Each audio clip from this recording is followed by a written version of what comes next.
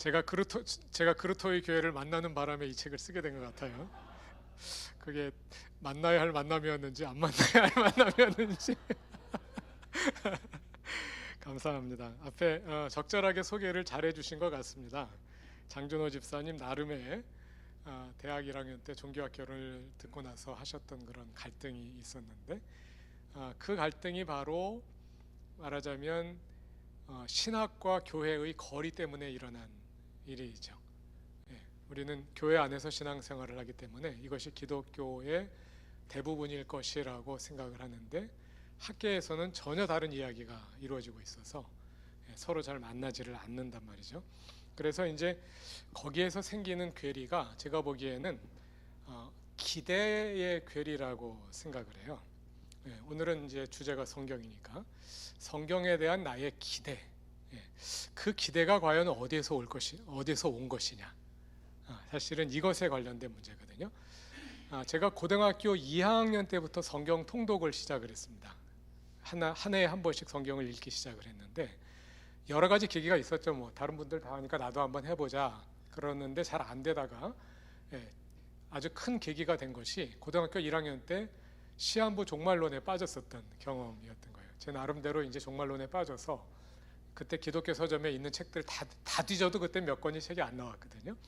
열심히 공부하면서 이제 시한부 종말론에 빠졌던 그런 경험 때문인데 그 가운데 홀 린세이가 쓴 대유성 지구의 종말이라는 책이 있어요. 세대주의 종말론을 정치 사건과 연결해서 이제 무슨 세계 대전이 일어나고 막 이런 시나리오에 그러니까 이 사람 책으로부터 다 시작된 거거든요.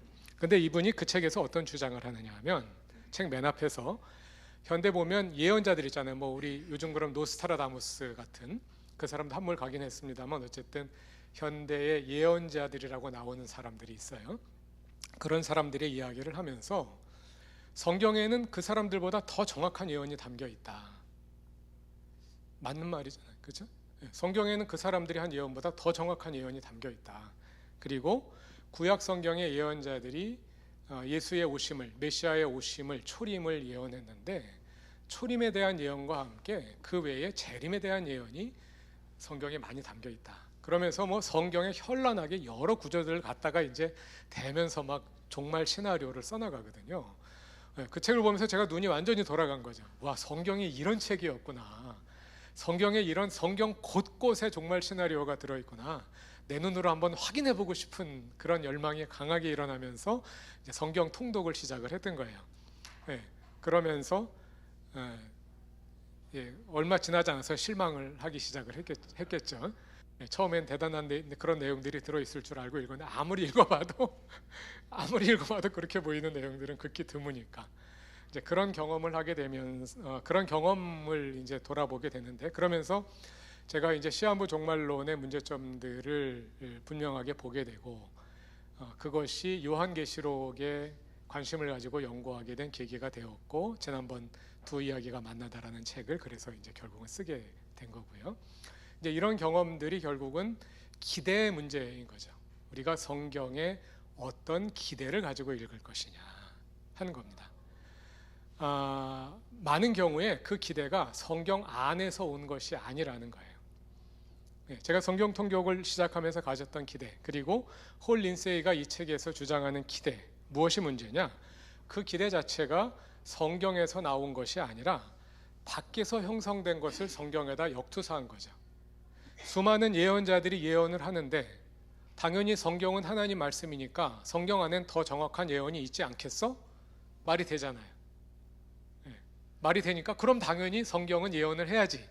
그래서 성경에 나오는 내용들을 예언으로 해석을 하게 되는 거죠. 그리고 또 한 가지는 우리가 이제 항상 종말론에 관련된 내용 책들을 읽을 때마다 문제입니다만 우리가 요한계시록을 읽어요. 요한계시록엔 종말에 관한 예언이 담겨 있는데 그런 요한계시록에 있는 내용을 읽어서 오늘의 현실에 적용한다고 우리는 생각하지만 사실은 오늘의 현실을 바라보면서 오늘의 현실에 있는 사건들을 계시록에서 찾아내는 방식으로 우리가 성경을 읽거든요. 곳곳에서 지진이 일어나고 전쟁과 난리의 소문이 일어나고 기근이 있고 오늘날 우리에게 그런 것들이 있단 말이에요. 그러니까 그런 관점을 가지고 요한계시록 읽어 들어가. 요한계시록에 다 있어요. 아, 요한계시록이 말하는 종말이 바로 지금이구나. 이런 확신에 이르게 된단 말이에요. 그런데 오늘이 종말이라고 전제하고 읽으면 전쟁과 기근과 지진, 그것이 언제 시대에 일어난 일일까요? 인류 역사 가운데 전쟁과 기근과 지진으로부터 자유로웠던 때가 있을까요? 천년, AD 1000년 시대에 살았던 사람들이 관심을 가지고 읽으면 그 이야기는 1000년이 종말이 되는 거고, 1500년경에 살았던 사람들이 그 시대의 경험을 가지고 읽으면 그건 1500년에 대한 경험이 되는 거란 말이죠. 성경 안으로부터 읽어내는 것이 아니라 성경 밖으로부터 우리가 어떤 전제를 가지고 성경을 읽어 들어가기 때문에 성경 해석에 그런 착오들이 일어나는 거다.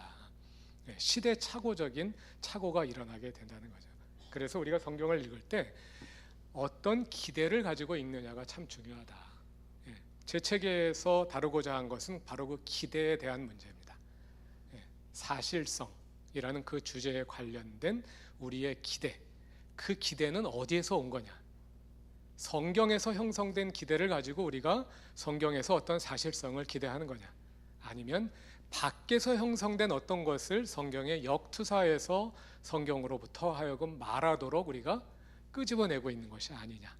그 질문을 가지고 시작을 한 겁니다. 자, 이 책의 본래 질문으로 돌아와 보겠습니다. 그래서 이 책의 목적은 성경에 대한 바른 기회를 형성하자 이겁니다. 이 책의 출발로 돌아가 보겠습니다. 이 책을 자극한 첫 번째 계기는 교회와 성서학 사이에 좁히기 어려운 간극이 있다 하는 문제였습니다. 제가 성서학자로서 활동을 하다가 그루터기 교회 담임 목사가 되었잖아요. 당연히 성서학자로서 가지고 있는 성경 연구의 결과를 가지고 그루터기 교회에 와서 설교를 하는데, 여러분들이 지금까지 경험해 오신 것처럼 많이 고생들을 하고 계시잖아요. 설교 때문에 많이 힘드시잖아요. 그게 바로 교회와 성서학의 거리로 인한 거죠. 저는 계속해서 고민할 수밖에 없겠죠. 설교를 하면서 어떻게 하면 교회와 성서학의 거리를 좁혀볼 수 있을까? 성서학의 연구 결과들이 교회가 이해할 수 있는 것이 되게 하고, 또 교인들이 어떻게 하면 성서학에 관심을 가지게 할 수 있을까? 어떻게 하면 이 양자를 만나게 할 수 있을까? 그런 관심으로 지금까지 목회를 해온 거고, 전에 썼던 로마서 하나님 나라도 그렇고, 또 두 이야기가 만나다도 그렇고, 또 지금까지 했던 모든 설교가 사실은 교회와 성서학의 거리를 좁혀보려고 시도를 했던 겁니다. 저는 그것이 바로 교회를 위한 신학, 교회를 위한 성서학이다 이렇게 생각하고, 그것이 저에게 주어진 사명이라고 여기고 있습니다. 대한민국의 수많은 신학자와 목회자들 가운데 그루터기 교회의 담임 목사는 아주 독특한 자리에 있거든요. 그루터기 교회의 담임 목사가 그루터기 교회의 담임 목사라는 독특한 위치에 거기에 성서학자가 와 있다. 저는 이것을 하나님의 부르심으로 여기고 있기 때문에 그런 점에서 이것을 어떻게 하면 더 잘 해낼 수 있을까를 이제 계속해서 고민하고 있고, 이제 그런 고민 가운데서 이 책이 나오게 된 겁니다. 그런데 그러니까 현실적인 문제는 그거죠. 우리 한국의 개신교회가 시작된 시점이 언제냐? 조금씩 다르게 보기도 하는데 1984년이라고 많은 분들이 봅니다. 그러면 금년이 140주년이거든요. 140년에 한국에 교회가 들어온 이후로 그 140년 동안 성서학에는 엄청난 연구의 발전이 이루어져 왔습니다. 여러분들이 속해 있는 다른 전공 분야에서 지난 140년 동안 이루어진 변화를 한번 생각해 보시죠. 성서학에도 그만큼의 변화가 일어났던 거예요. 그런데 한국 교회의 설교는 100년 전이나 지금이나 크게 다름이 없어요. 그러니까 한 100년의 괴리가 있는 거예요. 교회와 성서학 사이에 한 100년 정도의 괴리가 있는 거예요. 왜 이렇게 괴리가 생기고 좁혀지지가 않느냐, 뭐가 근본적인 원인일까 하고 고민해 본 결과 그것이 바로 성경의 역사성 문제가 그 가장 중심에 있다 하고 생각하게 되었어요. 한국 교회만 그런 게 아니라 뭐 서양 교회들도, 보수적인 교회들은 마찬가지이죠. 교회 안에는 성경의 역사성을 무조건적으로 신뢰하는 분위기가, 그건 당연한 것으로 형성이 되어 있습니다. 그런데 성서학자들 사이에는 성경의 역사성을 회의하는 분위기가 지배적이에요. 성경의 내용이 처음부터 끝까지 그대로 다 사실이라고 생각하지 않는 입장이 지배적입니다. 그런 가운데서 이루어진 연구, 그 다음에 오늘날 성서학은 역사학이에요. 성서학은 주로, 역사학이란 말은 뭐냐면 제1세기 성경이 기록되고 기독교가 탄생하던 그 시대에 무슨 일이 있었는지 제1세기 교회의 모습을 있는 그대로 재구성해내는 것, 그게 성서학의 신약 성서학의 가장 큰 과제예요. 역사학이에요. 성서학이 역사학인데 역사적인 전제가 다르다 보니까 이런 전제에서 이루어진 수많은 연구 결과들이 교회에다 딱 소개를 하려고 보면 이 역사성 문제에서 딱 걸려버린단 말이에요. 그래서 그걸 다 제거하고 소개를 해야 되는데 다 제거하고 나면 소개할 게 별로 없어요. 그러다 보니까 이제 결국은 성서학자들이 교회에 와서 강의를 할 때도 그렇고 또 일반 목회자들이 설교를 할 때도 그렇고 성서학의 연구 결과들을 소개하기가 참 어려운 그런 문제들이, 그런 현실이 계속해서 일어나고 있습니다. 그 사이에 다리를 놓아보자 하는 것이 제 책의 의도입니다. 그 중심에는 실증주의가 있다고 생각을 합니다. 포지티비즘이라고 영어로는 하는데요. 실증주의는 경험으로 입증된 사실만을 진리로 받아들이는 그러한 사조입니다. 무엇이 진리냐? 그것이 진리이려면 그것은 사실이어야 하는데, 무엇이 사실이냐? 경험적으로 입증되어야 하는 거죠. 과학적 사실로. 과학적 사실이란 관찰을 통해서 입증된 사실, 또는 실험을 통해서 재현될 수 있는 사실. 똑같은 조건에서 실험을 하면 언제 어디서 시험을 하든지 똑같은 결과가 나타나야 돼요. 그래야지 그것을 과학적 사실로 받아들일 수 있는 거죠. 그런 과학적 사실이나 역사적 사실, 역사적 사실이란 그 사건의 인과관계를 경험적으로 합리적으로 설명할 수 있어야지 그것이 사실로 받아들여지는 겁니다. 간단히 말하자면 경험적으로 입증된 사실만을 진리로 받아들이는 것이 실증주의거든요. 실증주의는 19, 20세기에 정식화되었는데 그때 처음 태어난 건 아니고 계몽주의 이후로, 근대 이후로 계속해서 이런 생각들이 계속 이어져 오다가 19, 20세기에 실증주의라는 이름으로 정식화되어 나온 겁니다. 그래서 철학의 한 사조이지만 사실은 이것이 서구 사상계 전체를 지배하고 있고요. 또 오늘날까지도 마찬가지입니다. 오늘날 자연과학과 사회과학은 실증주의적인 그 사실성, 이것이 가장 중요한 거죠.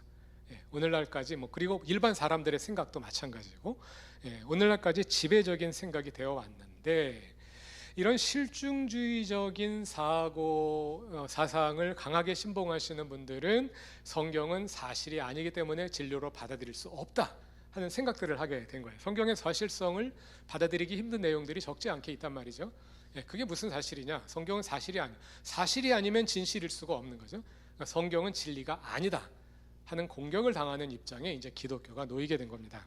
거기에 대해서 기독교가 대처를 했는데 보수와 진보에서 양극으로 그 대처가 나타났어요. 보수적인 교회가 다 보수적이진 않습니다만 대체로 보수적이죠. 보수적인 교회에서는 아니야, 성경은 다 사실이야, 그러므로 진리야 하는 입장에 서게 된 거예요. 그래서 성경이 사실이라는 것을 입증하는데 이제 모든 노력을 거기에 경주하게 된 거예요. 반면에 성서학자들은 그렇게 주장하기는 좀 무리인 내용들이 많이 있다고 받아들이는 거죠. 인정할 건 인정하자 그러면서, 그렇다면 성경에 사실이 아닌 내용이 담겨 있다면 아까 장준호 장로님 말씀하신 것처럼 성경 하나님 말씀인데 어떡하지? 하나님 말씀이 꼭 사실이어야만 할까? 하고 다시 질문하기 시작을 한 거예요. 그래서 신앙과 사실을 분리하기 시작을 한 겁니다.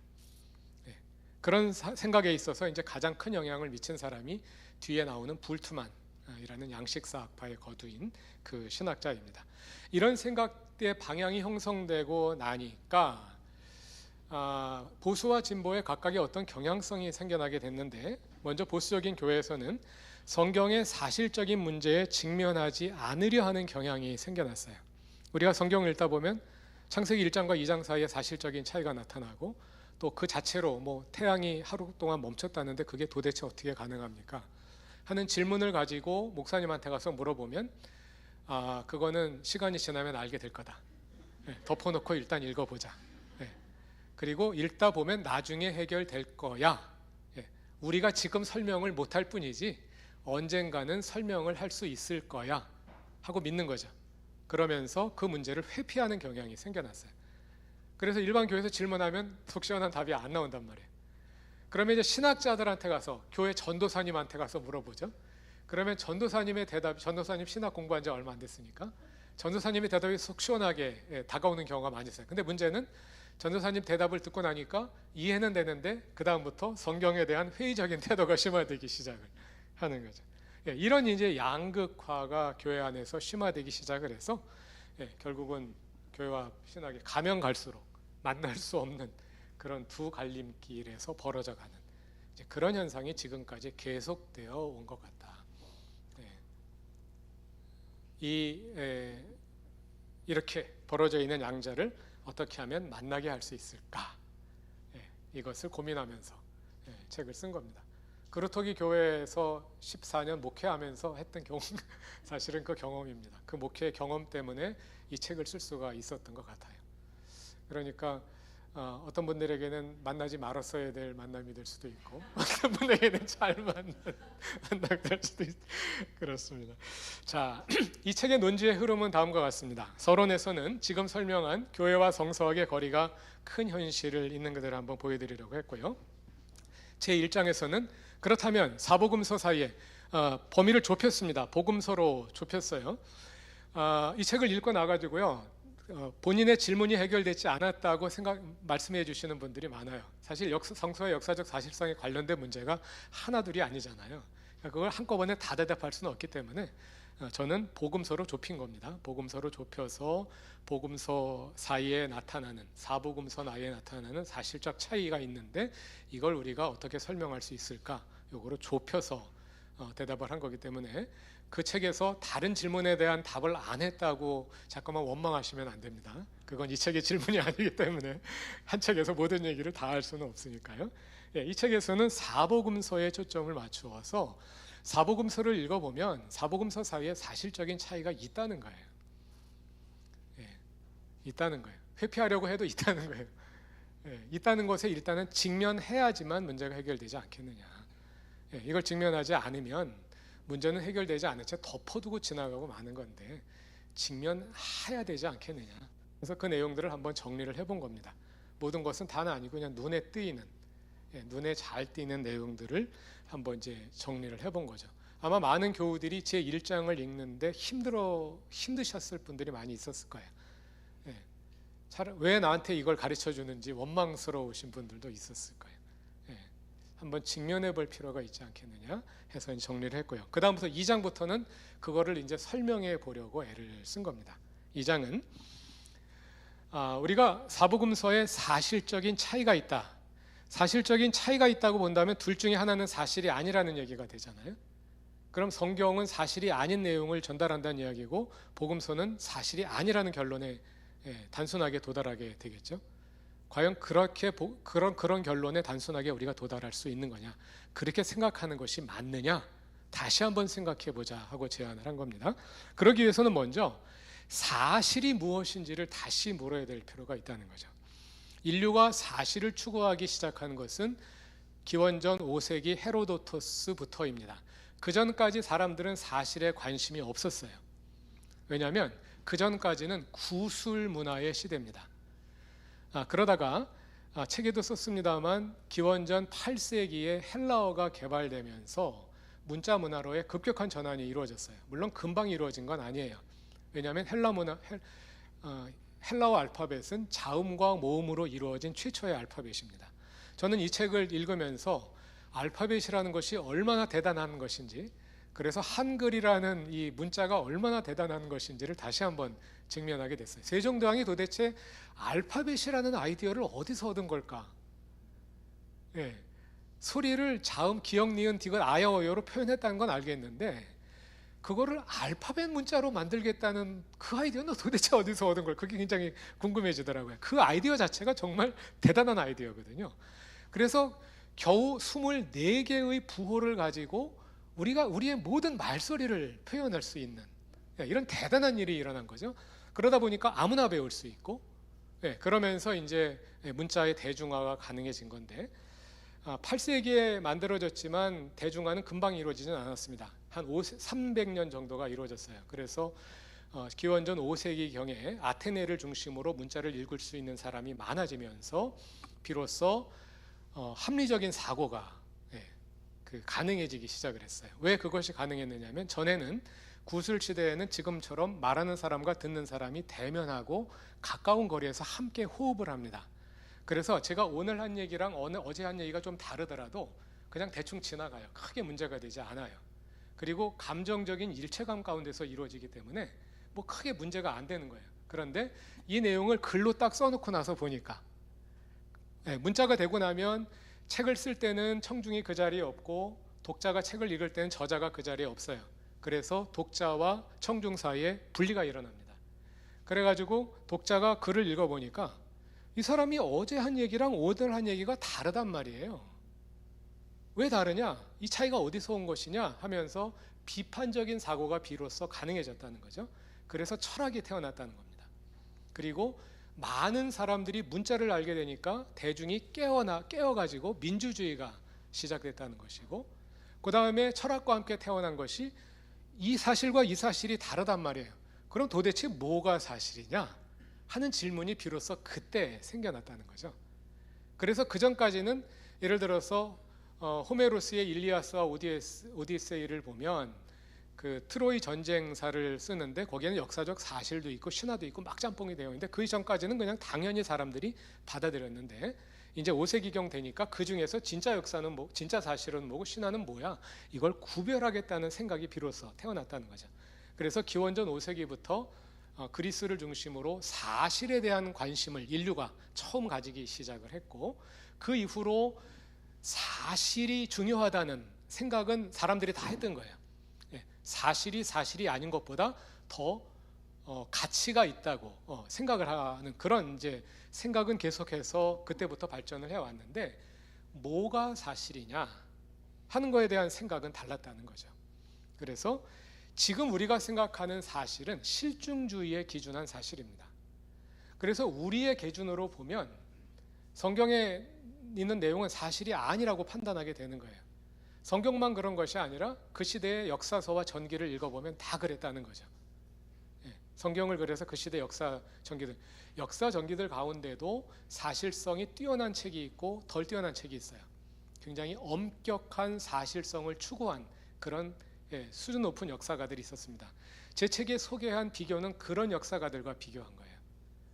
뭐 투키디데스라든지 또 플루타르크라든지 이름이 생각 안 나네. 그 황제열전 쓴 사람이 누구지?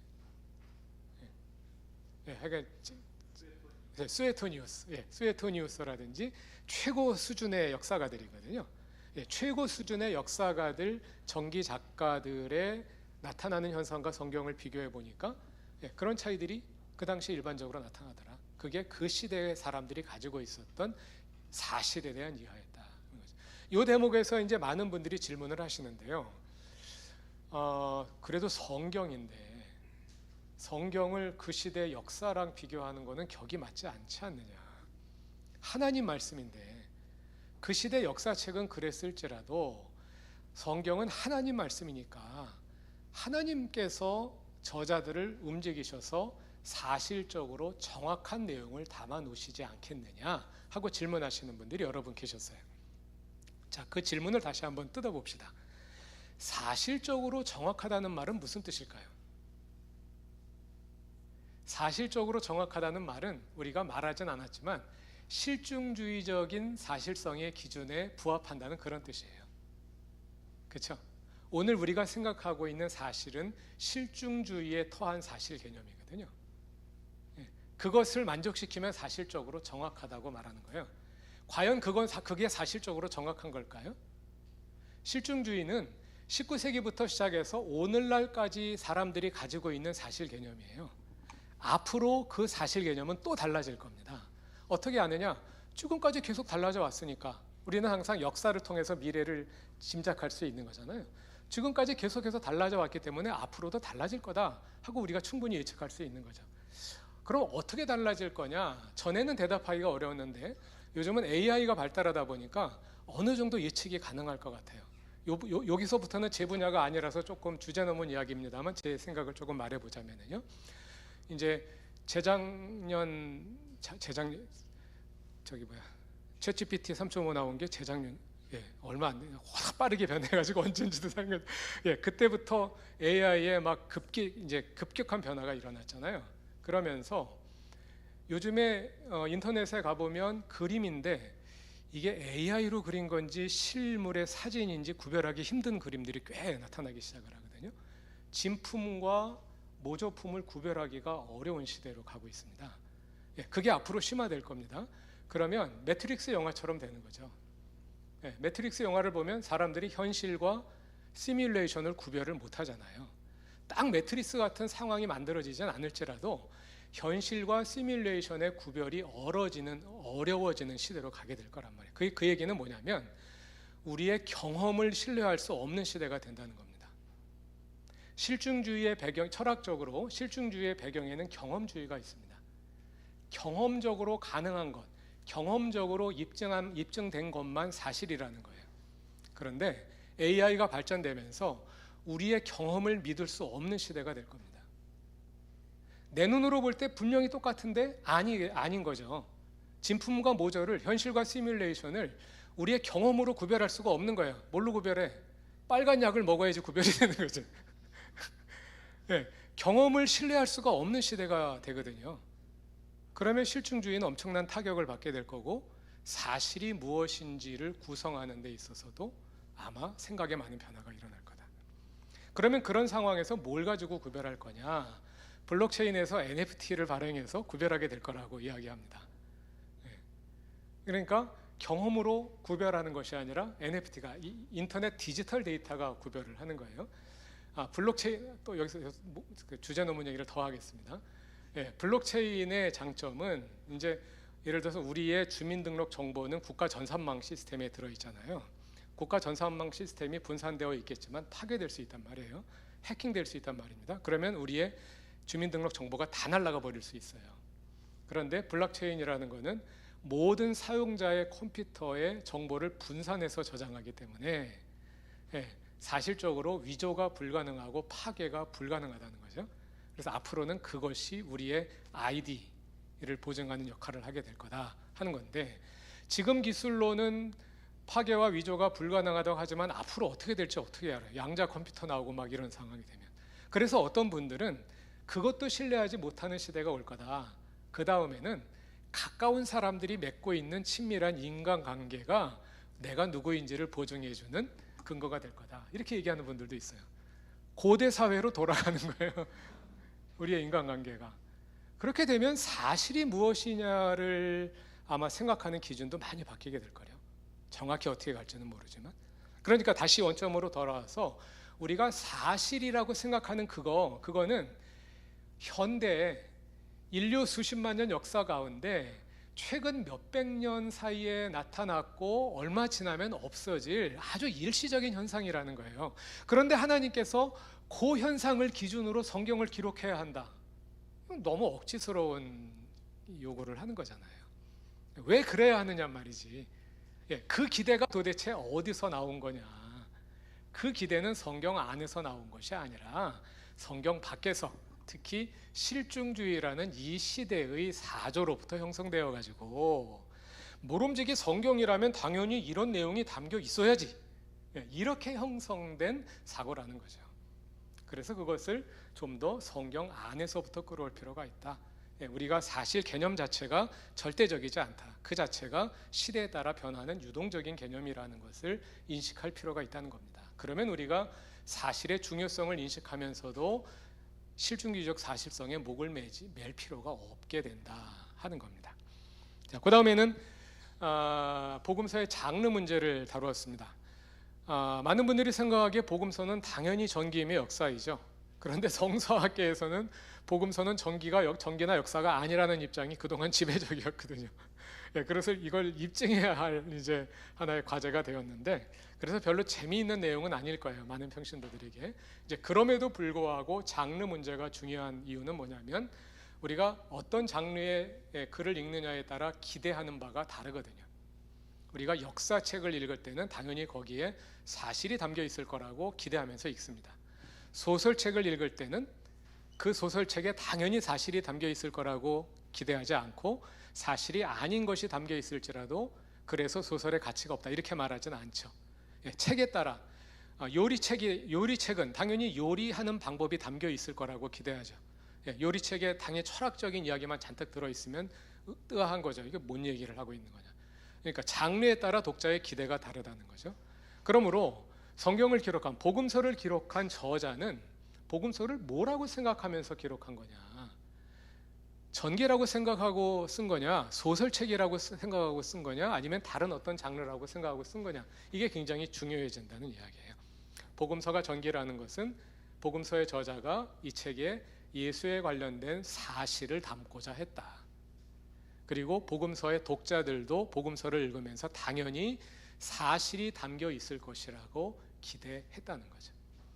사실에 대한 기대는 주 1세기에도 이미 충분히 형성이 되어 있었던 그런 이제 그 문화적인 그런 상황이었다고 하는 겁니다. 그것이 이제 장르 문제이고, 그 다음에 4장과 5장은 구술성에 대해서 다루었어요. 성경은 구술 문화의 시대에 산출된 책입니다. 그래서 구술 문화의 여러 가지 특성들을 가지고 있습니다. 우리가 성경을 읽으면서 잘 이해가 안 되는 많은 점들은 문자 문화의 시대의 관점으로 읽기 때문에 이해가 안 되는 그런 경우들이 많이 있어요.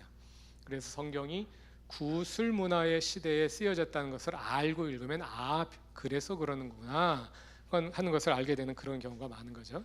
그래서 성경의 구술성을 보여주고 구술 문화의 일반적인 특성들을 이제 보여드리는 것이 4장이고, 그러면 이 문제는 이제 복음서가 구술되는 시대를 거쳤다는 건데, 구술성이라는 것은 역사성과 어긋나는 것이 될 수 있단 말이에요. 역사적 사실의 정확성을 떨어뜨리는 요인이 될 수 있기 때문에 복음서가 구술의 시대를 거쳤는데 그것이 복음서의 역사성에 어떤 영향을 미쳤느냐 하는 것을 살펴보는 거죠. 이런 흐름으로 이 책의 내용이 전개되고 있습니다. 그 결론으로 복음서는 역사적 사실이다.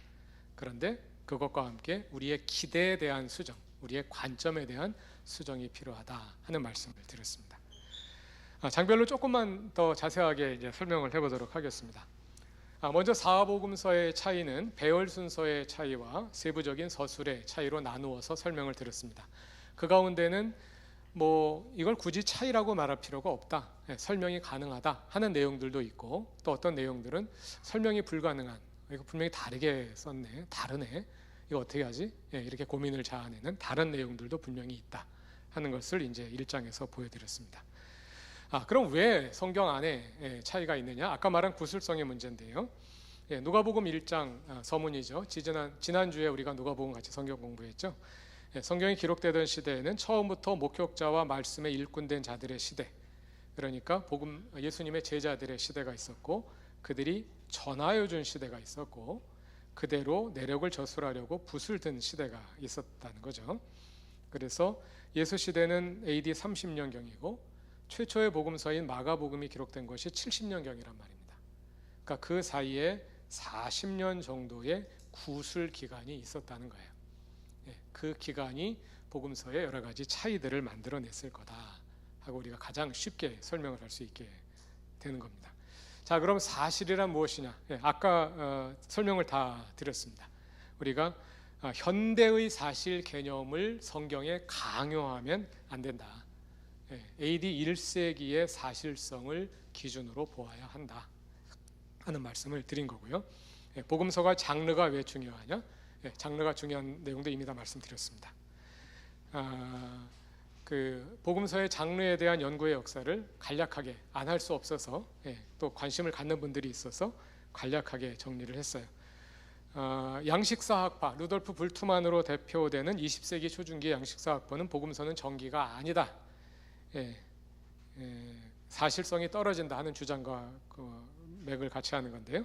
그러다가 이제 20세기 중후반으로 넘어오면서 복음서는 전기라는 것이 다시 주장되고 많은 사람들이 받아들이고 있습니다. 그래서 이제는 복음서가 전기라고 받아들이는 사람들이 갈수록 많아지고 있어요. 어떤 점에서 성서학의 보수적인 전회가 일어나고 있다, 이렇게 볼 수가 있습니다. 구술문화와 4장에서는 구술문화와 문자문화의 차이를 알아보았는데요. 구술성에는 어떤 특징들이 있느냐? 먼저 사고와 표현이 종속적이기보다 첨가적이다. 이거는 이제 서양 언어에서 종속 접속사를 사용한 복합문이 있고 그냥 and나 but로 이용하는, 연결하는 복합문이 아닌 걸 뭐라 그러죠? 그냥 수평적으로 연결되는 그런 문장이 있는데, 구술 시대에는 종속문을 만들면 말이 복잡해져서 이해하기가 힘들잖아요. 그러니까 모든 것이 단순하게 그냥 and 또는 but로 등위 접속사로 연결되는 그런 경향이 있어요. 그런 말입니다. 사고와 표현이 종속적이기보다 첨가적이다. 두 번째, 말이 길어지고 반복되는 경향이 있다. 글로 쓸 때는 간단하게 써놔도 안 읽고 지나가면 다시 보면 되지만 말은 한 번 하면 지나가면 그만이기 때문에 중요한 것은 반복하는 경향이 있고, 또 연사들은 이야기를 하다가 이제 다음에 뭔 얘기를 해야 될지를 계속 생각을 해야 되잖아요. 근데 말하고 끊고 생각하고 하고 그러면 재미가 없어지니까 계속해서 무슨 말을 하면서 생각을 한다는 거죠. 그래서 말이 길어지는 경향이 있다. 세 번째는 구술 내용이 어떤 내용들이 전달되느냐? 생활 세계, 청중의 생활 세계에 밀접한 관련이 있는 내용들이 전달이 된다는 거예요. 그렇지 않은 내용은 전달이 안 돼, 잊혀지고 없어져 버리고요. 그 다음에 배움이, 말하고 배우는 것이 공감적이고 참여적, 비판적인 거리를 두고 이루어지는 것이 아니라 공감적이고 참여적인 가운데서 배움이 일어난다는 겁니다. 그래서 항상성이라는 것이 작용하는데, 이것이 이제 세 번째, 구술 내용이 생활 세계에 밀착되는 것과 관련되는 거죠. 대개 어떤 내용이 전달되느냐? 청중이 듣고 싶은 내용이 전달되는 거예요. 목사님 이 얘기, 예수님에 대해서 이 얘기 좀 해주세요. 또 아니면 동네에서 할아버지 이 얘기 좀 해주세요. 그리고 청중이 많이 듣고 싶은 이야기들이 자꾸 전달되고, 듣고 싶지 않은 내용은 구현이 안 되니까 자연스럽게 잊혀지고, 또 전달되는 내용은 자연스럽게 공감하는 분위기에서 생활 세계에 밀착하다 보니까 적용이 되고 변화되어 가는, 그래서 원래 모습은 갈수록 사라져버리고 시대에 따라 모습을 바꾸어가는 이제 그런 현상이, 그걸 가리켜서 이제 항상성, 생물에 있는 항상성을 구전에다가 인류학자들이 적용한 겁니다. 잭 구디라는 사람이 적용한 건데, 그런 의미에서 항상성이 계속해서 나타난다 하는 그런 특징이 있다는 겁니다. 자, 이제 마지막 5장이 이 책에서는 그 논지의 흐름에서는 가장 중요하다고 말할 수 있겠는데, 뭐 다 중요합니다. 다 중요한데 마지막 이제 이걸 향해서 이제 그동안 달려온 거니까, 복음서 저수를 역사적으로 3단계로 나누어 볼 수 있습니다. 역사적 예수 활동은 28년에서 30년 경에 이루어졌고, 그리고 복음서 저술은 70년 이후기 때문에 그 사이에 30년에서 70년이 사도들의 선포와 구술을 통한 전달 과정이 있었다는 거죠. 그 전달 과정에서 무슨 일이 일어났느냐? 불트만으로 대표되는 양식사 학파는 제1단계의 역사는 그 구술 단계에서 모두 사라져 버렸다, 이렇게 주장을 한 거예요. 그럼 뭐가 남아있냐? 성경에 남아있는 건 뭐냐? 복음서에 남아있는 거는 제2단계에 형성된 신앙의 그리스도만 복음서에 남았다. 캐리그마라고 부르죠. 캐리그마는 선포라는 뜻인데요. 선포, 행위를 가리키기도 하고 선포된 내용을 가리키기도 하는데, 여기서는 선포된 내용, 교회의 선포된 내용, 그러니까 그게 이제 신앙 고백이라는 뜻으로 이제 사용되게 된 거예요. 그런 신앙 고백만 남아 있고 역사는 모두 사라졌다, 그런 내용이에요. 그러니까 아까로 말하자면 항상성이 작용해서, 구술 과정에서 항상성이 작용해가지고 제2단계 구술 단계의 그리스도인들의 삶에 맞게 옛날 내용은 다 사라져 버리고 그 사이에서 이제 변형이 이루어졌다. 제가 조금 극단적으로 설명을 했습니다. 다 사라져 버렸다, 뭐 이 정도는 아닌데, 하여간에 많이 사라져 버려서 제1단계의 내용을 복원하기가 굉장히 어렵다. 그래서 그 이전까지 역사적 예수에 대한 연구가 활발하게 일어나다가 불트만이 이 선언을 하고 나서 역사적 예수 연구가 문을 닫아버렸어요. 복음서 읽어도 역사적 예수 알 수 없다, 이런 절망, 그런 분위기가 있었어요. 이게 20세기 초중반 독일을 중심으로 성서학계를 지배했습니다. 이런 분위기가. 이제는 이제 양식 비평이 이 주장이 더 이상 그대로 서 있지 못하지만, 근데 그 영향이 아직까지 계속해서 내려오고 있어서 성서의 역사성에 대한 회의적인 분위기가 이제 강하게 형성되어 내려왔던 겁니다. 이 양식사학파는 전제들이 있었어요. 몇 가지 전제가 있는데, 먼저 구술 기간은 역사성을 보존하기 힘들 만큼 긴 기간이었다. 이분들은 구전 그러면은 저녁에 할아버지가 손자에게 옛날 이야기를 들려주던 상황, 또는 옆 동네 커다란 느티나무에 얽힌 전설이 대를 이어서 전달되어 내려오는 상황, 이런 상황을 생각하는 거예요. 그러다 보면 뭐 할아버지가 손자에게 옛날 얘기 해주는데 어제 얘기 내일 얘기 다르고 맨날 달라지잖아요. 애들이 전혀 문제 삼지 않죠. 그러다 보면 내용 다 변형되고 뭐 옛날 거다 없어져 버리는 그런 과정을 이제 상상을 한 거예요. 두 번째, 누가 예수 말씀과 행적을 구술했느냐, 누가 구전했느냐? 익명의 공동체가 구전했다는 거죠. 초기 교회에 수많은 지역에 교회들이 있었단 말이죠. 우리 사도행전을 읽어보면 바울이 전도 여행, 수많은 도시들 전도 여행 다니잖아요. 거기가 다 그리스도인 공동체들이 그런 지역들에 흩어져 있는데, 흩어져 있는 익명의 공동체에 의해서 구전이 이루어지다 보니까 이 공동체는 이런 관점에서 구전하고, 자기들이 은혜 받은 거 구전하고, 저 공동체는 저 공동체대로 자기들이 은혜 받은 거 구전하고, 그러다 보니까 이게 이제 뭐 원형은 보존하기가 힘들게 되었다. 그리고 이 구술 과정에서 사실성을 통제할 수 있는 장치가 없었다 하고 보는 거죠.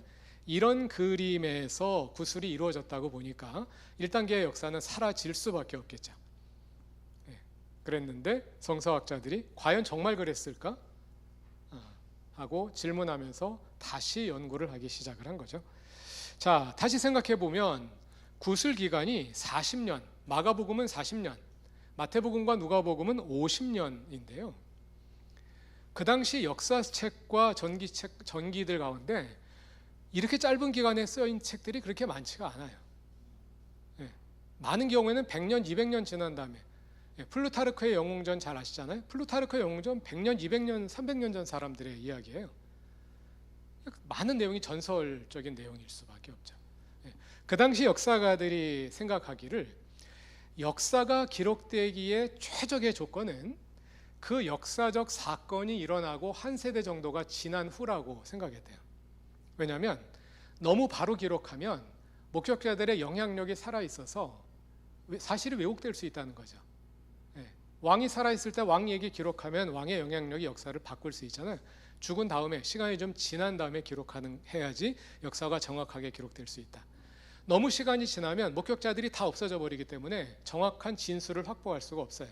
그래서 한 세대 정도 지난 다음에 역사를 기록하는 것이 가장 우수한 역사라고 역사가들이 생각했어요. 바로 딱 그거예요. 역사가 기록되기 가장 좋은 조건을 가지고 있는 책이 복음서예요. 긴 기간이 아니었다는 거죠. 이 40년 또는 50년이라는 기간은 목격자가 아직 살아있어요. 예수 사건의 목격자가 아직 살아있어서 마가가 복음서를 기록하고 나면 그 목격자가 복음서 저자에게 예수님의 이야기를 직접 들려줄 수 있어요. 그리고 책을 기록한 다음에 그 책의 내용이 맞는지 틀리는지 검증해 줄 수가 있어요. 그런 시대라는 거예요. 오늘날도 그 구술사를 쓰시는 분들이 있습니다. 역사 지난주일에 설교했던 그 우리 김시규 목사님도 한국 교회사를 구술사로 쓰는 석사 논문을 썼다고 해요. 그런데 그 논문에 쓴 사건이 한 60년인가 70년 전의 사건이라 그래요. 그것보다 더 우수한 조건인 거예요. 불과 예수 사후 40년에서 50년 지난. 이 당시 역사는 구술사거든요. 이 당시는 문서 자료를 신뢰하지 않았다고 말씀드렸죠. 문서 자료는 위조될 수가 있어요. 문서 자료는 한 달이 건넌 간접적인 자료라고 생각을 했어요. 이 시대 역사가들이 가장 신뢰할 수 있는 역사 정보라고 생각한 것은 목격자의 증언이에요. 그 사건 당사자의 증언이에요.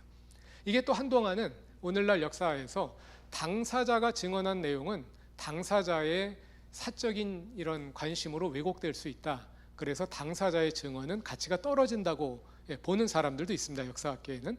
그러나 이 시대에는 당사자의 증언이 가장 중요한, 당사자나 목격자의 증언이 가장 신뢰할 수 있는 역사 자료였던 거죠. 그런 최상의 조건을 갖추고 기록된 것이 복음서라는 겁니다. 그래서 그 케네스 베일리라는 사람이 이 사람은 그 중동 지역에 살면서 중동 지역에 한 40년 이상 살면서 그 지역 사람들과 함께 살면서 신약 성서학 연구를 하신 분이거든요. 중동 지역에는 아직도 구슬 문화가 많이 살아남아 있다 그럽니다. 쿠란은 외워야 되나 봐요.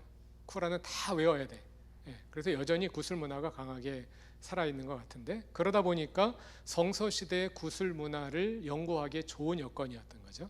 그래서 이분이 이제 구슬 모델을 세 개로 만들어낸 거죠. 공식적이냐 통제되었느냐에 따라서 공식적이지도 않고 통제되지도 않은 모델, 공식적이지는 않으나 통제된 모델, 공식적이지는 않으나 통제된 모델, 이런 식으로 세 수로 나눴는데, 양식사학파의 모델은 비공식적이고 통제되지도 않은 모델입니다. 공식적이라는 말은 알려진 선생과 알려진 학생이 있고 알려진 자료 묶음이 있어서 한 사람에게서 다른 사람에게로 공식적으로 전달되는, 이걸 가리켜서 공식적인 전승이라고 부르는 거고, 통제된다는 것은 자료가 암기되고 경우에 따라서는 기록되고 전통으로 간주되어서 함부로 훼손하지 않고 보존된다는 것이 통제된다는 뜻입니다. 불트만의 모델은 공식적이지도 않고 통제되지도 않은 모델이라는 거예요. 과연 그것이 성서시대 성경이 전수된 것에 부합하느냐? 그렇지 않다는 거죠. 예를 들어서 고린도전서 7장을 보면 사도 바울이 이것은 내가 전달받은 것을 너희에게 전달하는 것이다. 15장에서도 그런 얘기를 하고 11장에서 성만찬 얘기를 할 때도 그렇고 15장에서 예수님의 부활 얘기를 할 때도 그렇고 내가 전에 받은 것을 너희에게 전해준다, 이런 말을 쓰거든요. 거기서 전에 받았다는 말은 파랄람바노라는 헬라어고 전해준다는 얘기는 파라디돔이라는 헬라어인데요. 그것이 전승을 표현하는 공식적인 용어입니다. 다른 문헌에서도 발견되는 전승을 가리키는 용어예요. 그러면서 고린도전서 7장을 보면은요, 고린도 7장에서 바울이 결혼과 독신에 대해서 얘기하면서 이것은 주님의 말씀이 아니라 내 생각이다 하고 구별해서 얘기하잖아요.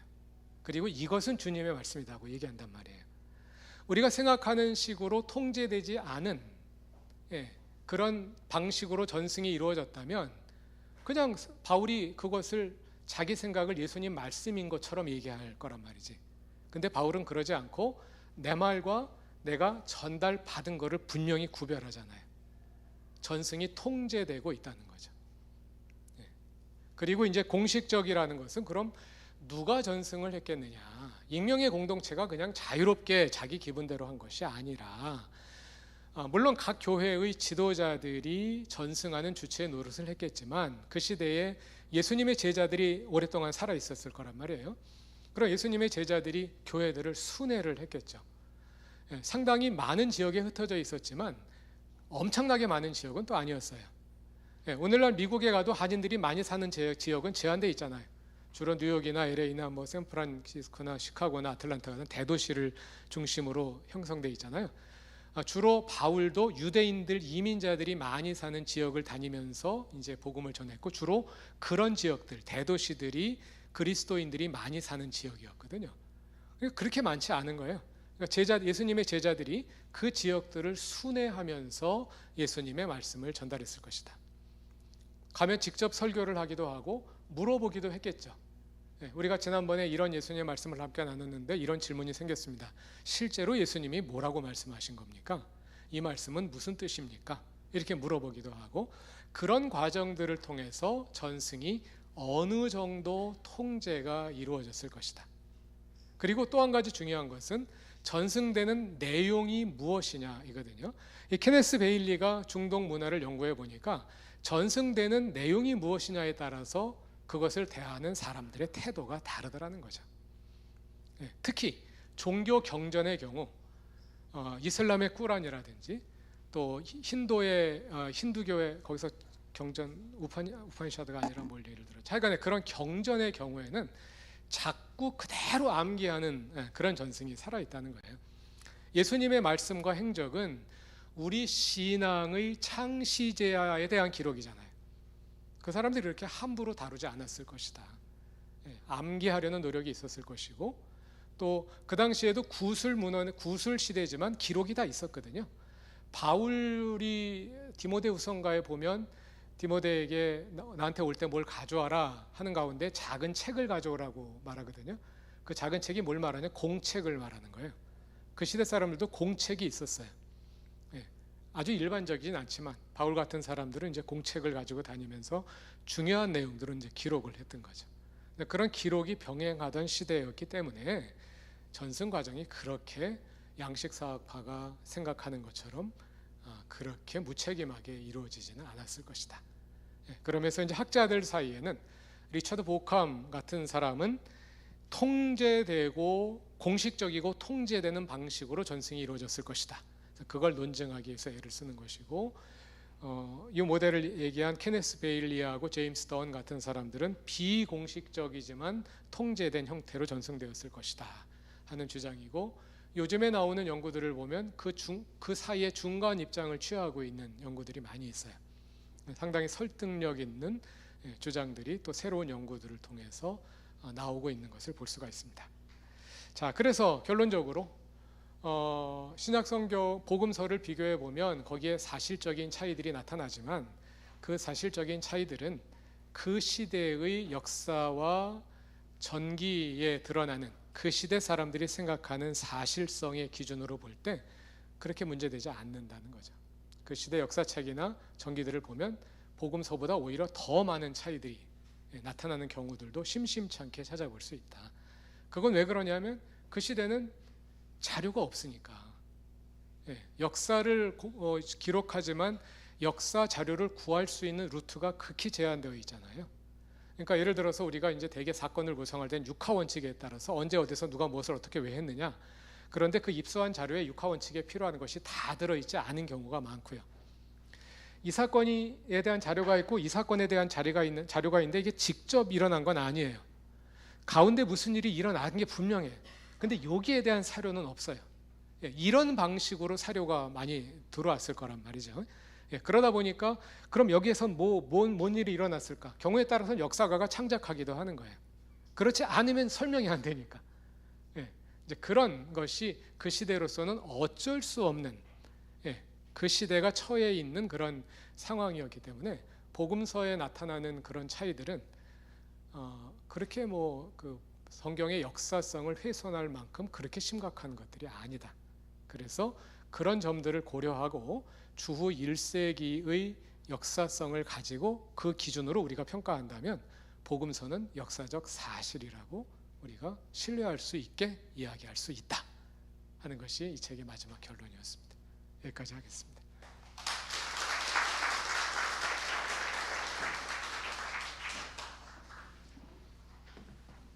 네, 설교 2편의 길이만큼을 하신, 오늘 설교를 3편 하신 거나 다름없는 목사님께 박수.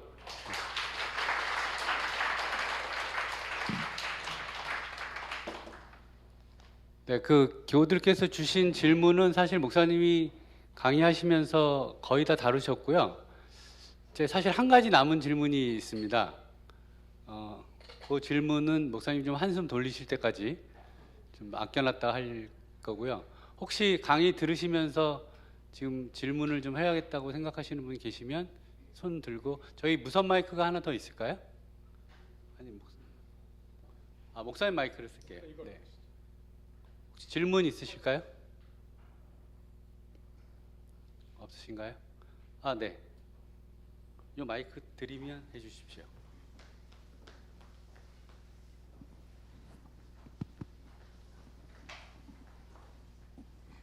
예, 안녕하세요. 제가 이 교회 교인도 아니면서 질문 드리겠습니다. 죄송합니다. 지금 현재 질문하시고 등록하셔도 됩니다. 감사합니다. 그럼 현재 성서학회 아니면 저희 현재 한국 성서학회에서는 복음서를 공식적이고 통제된 구술 전승으로 보시는지, 세 가지 중에 어떤 걸로 보시는지, 그리고 목사님은 어떤 걸로 지금 생각하시는지 궁금합니다. 일단 아직 한국 성서학회 전체의 입장을 뭐라고 말할 만큼 거기에 대한 연구를 많은 분들이 공유하고 있는 것 같지는 않아요. 거기에 관심 있는 분들이 연구를 하는 거니까. 근데 제 생각도 뭐 저도 아직 뭐 거기에 대해서 저의 독자적인 입장을 주장할 만큼 그렇게 많이 알고 있지는 않고요.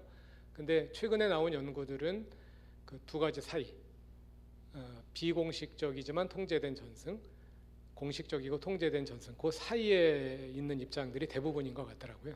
저도 그 주장들이 설득력이 있어 보입니다. 예. 그리고 이제 사실 그 같은 이름으로 하더라도 그 이름이 정확히 뭘 의미하는 거냐, 공식적이라는 말이 정확히 뭘 의미하는 거냐, 통제됐다는 말이 정확히 뭘 의미하느냐, 그러면 또 그 안에서도 차이가 생길 수 있어서 그 중간 어느 지점이다, 이렇게만 말씀드릴 수 있을 것 같아요. 최영선 장로님. 제 나름대로 그냥 결론을 내리면, 손가락으로 달을 가리면 달을 봐야지 왜 손가락 가지고 시비 거느냐라고 그냥 들었습니다. 그런데 아직까지 고민이 풀리지 않는 게, 제가 어릴 때부터 믿어온 이 성경은 그 닥치고 공격이거든요. 닥치고 공격. 우리 축구 전략을 짤 때 공격이냐 수비냐 할 때 닥치고 공격. 그 얘기는 수비를 포기하라는 얘기는 아니거든요.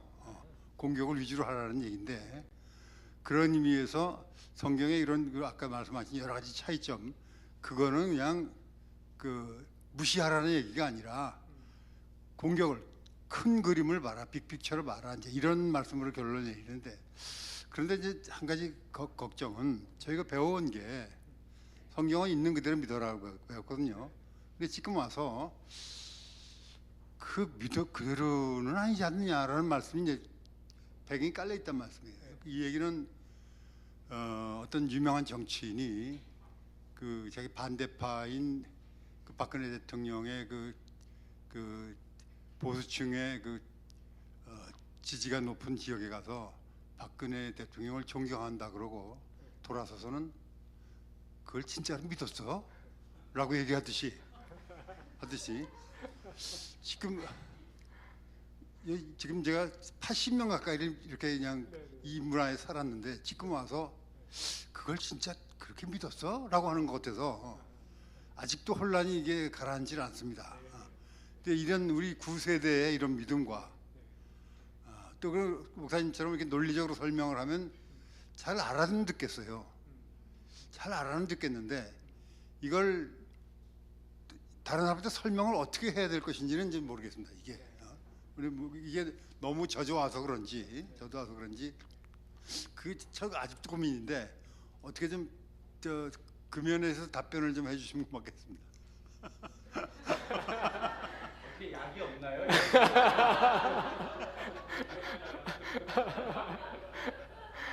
예, 뭐 장로님의 질문이 10분 공감이 되고요.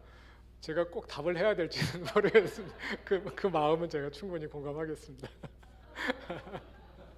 목사님께서 약은 없습니다.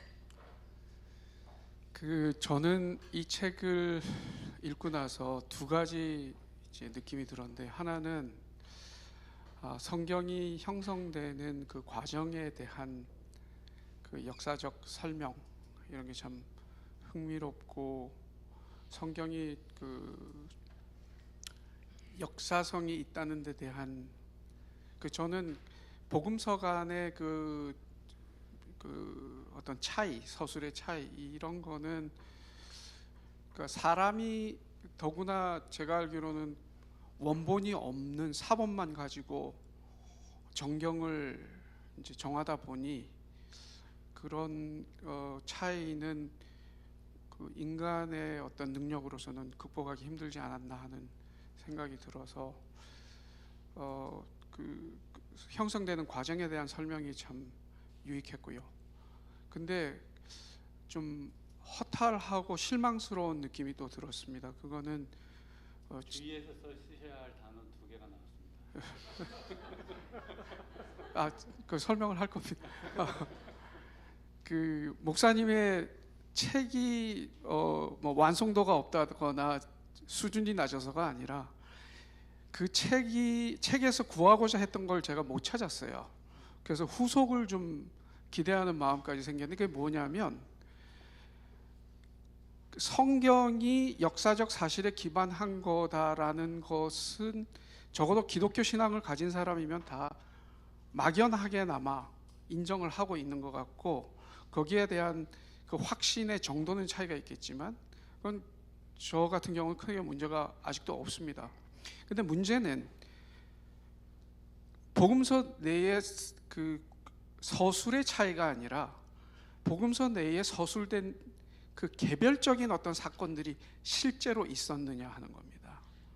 그러니까 예를 들어서 정말 동정녀 탄생을 하셨어 예수님이? 정말 부활하신 거야? 정말 물 위로 걸으셨어? 정말 보리떡 2개와 물고기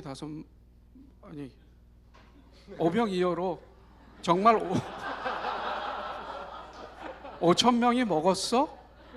이거에 대한 그 의심이랄까 누르고는 있지만 꺼내놓고 얘기는 못하지만 해결되지 않은 갈증이 사실은 더 강하거든요. 그래서 사실 저는 그런 것에 대한 답이 좀 있을까 하고 끝까지 2번 읽었습니다. 근데 찾질 못해서 후속작으로 거기에 관한 책도 한번 써주셨으면 좋겠다 하는 바람을 말씀드립니다. 저는 말릴 겁니다, 목사님. 그걸 쓰시겠다고. 그 문제에 관심을 가지고 연구하시는 분들이 있습니다. 근데 사실 연구하려고 생각하면 얼마나 많은 걸 해야 되겠어요? 일단 이제 진보적인 쪽에서는 역사적 예수 연구자들 가운데 지저스 세미나라는 예수 세미나라는 그 흐름이 있거든요. 이제 모여서 하시는 분들이 있는데 그분들은 예수님의 말씀과 행적을 500개의 문장으로 나누어 가지고 각 문장별로 투표를 합니다. 네, 이게 사실성이 있다고 생각하느냐, 아니라고 생각하느냐, 중간 어디라고 생각하느냐, 뭐 그런 그룹도 있고, 또 보수적인 신학자 가운데는 누가복음을 쓴 그 달라스 신학교의 교수인데 데렐 박이라는 교수가 있는데 이분의 주석을 보면 각 본문마다 그 본문에 일어난 내용이 역사적 사실이라는 것을 입증하기 위해서 계속해서 이제 논술을 하고 있는 것을 볼 수가 있어요. 근데 그분도 전체가 다 그대로 사실이라고 주장하진 않아요. 가장 보수적인 신학자 가운데 하나입니다. 뭐 어쨌든 이제 그런 분들도 있는데 사실 그 자체가 굉장히 많은 노력과 연구를 필요로 하거든요. 그것만 해야 됩니다. 네. 그래서 저한테 하라고 강요하지는 마시기를.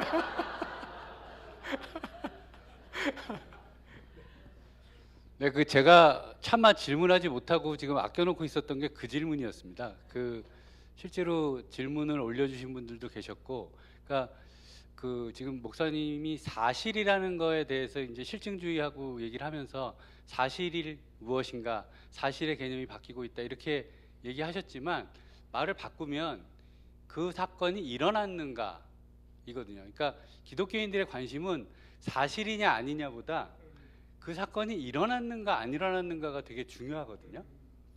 그러니까 심지어 역사적 예수가 존재하지 않았다고 얘기하는 것도 있잖아요. 그러니까 그거는 너무나 큰 충격이어서 말하고 싶지도 않고 예수는 사셨는데 오병이어의 기적을 정말 일으키셨는가 안 일으키셨는가, 그러니까 역사가들이 어떻게 적었는지와 상관없이 그것은 저희는 다 사실을, 그러니까 일어난 일로 배웠는데 또 일어난 일로 믿었고 그 일어난 일 속에서의 은혜가 있었는데 그것이 일어났다고 얘기하시는 건지 안 일어났다고 얘기하시는 건지가 좀 명확하지가 않다, 그런 질문이 좀 있었습니다.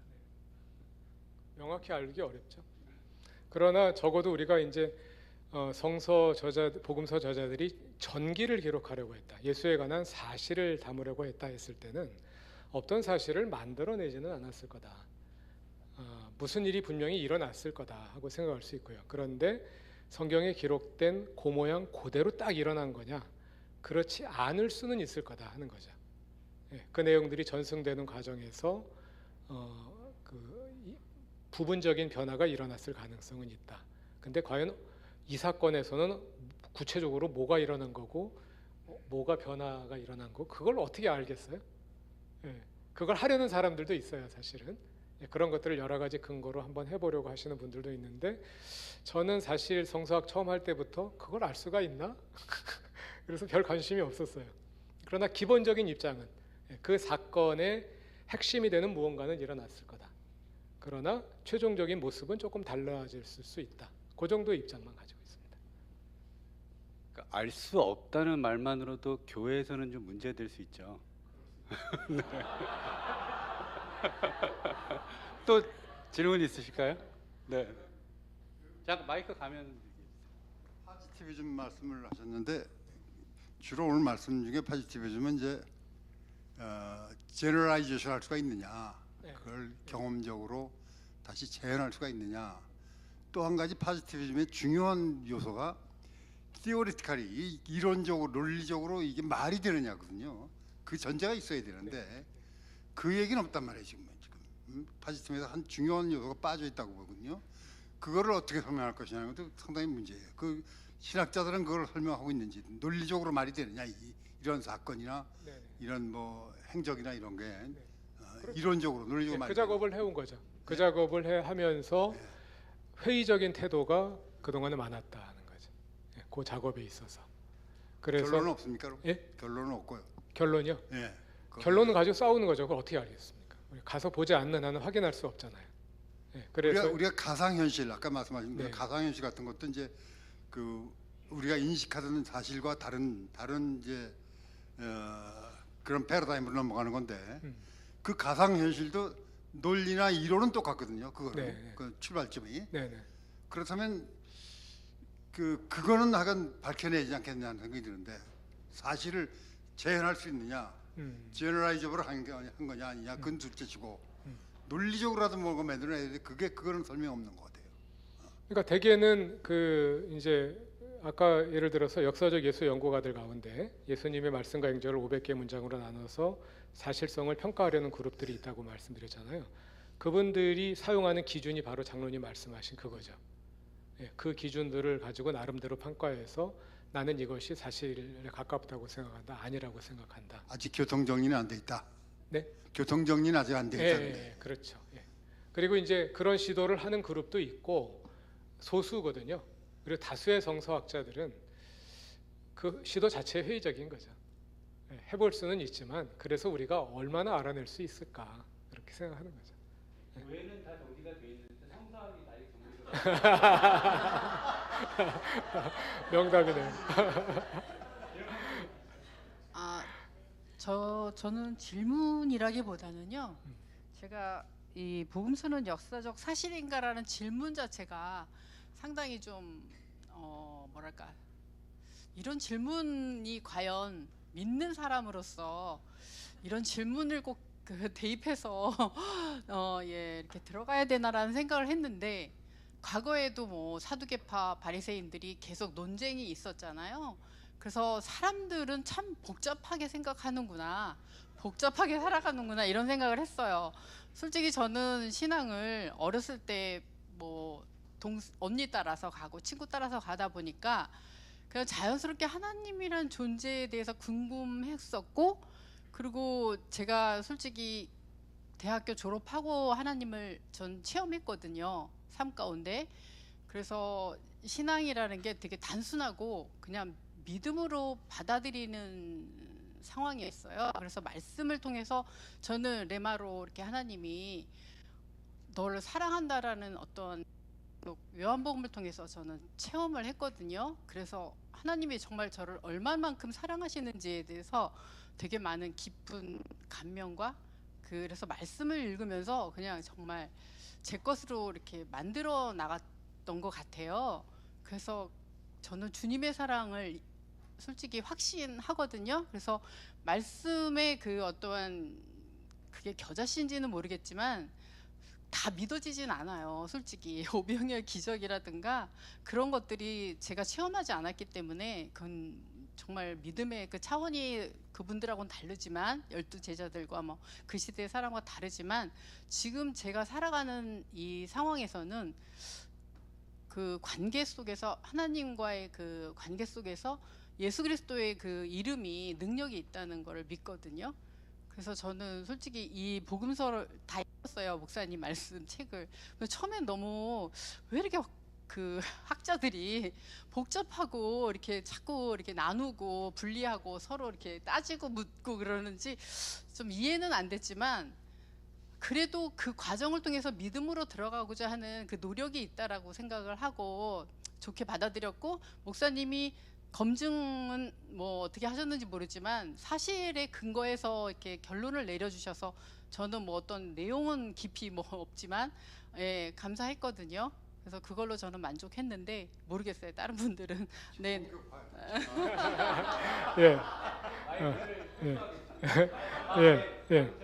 예. 아니, 일단 질문에 말씀드릴게요. 아마 이혜혁 집사님과 같은 마음을 가지신 교우들이 많으실 거예요. 그냥 교회 안에서만 있으면 사실 질문할 필요가 없는데, 이 책의 처음 출발 자체가 교회와 성서학을 연결시키려다 보니까 성서학자들 가운데는 그렇게 생각하지 않는 분들이 많기 때문에, 그래서 연결하려다 보니까 질문을 던지게 되고 또 답을 하게 된 겁니다.